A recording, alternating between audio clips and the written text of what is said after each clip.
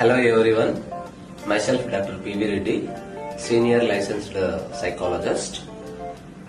So ఈరోజు ADHD అంటే ఏంటి, ADHD మీద చాలా మంది ప్రొఫెషనల్స్ కానీ తల్లిదండ్రులకు కానీ రకరకాల అపోహలు ఉన్నాయి.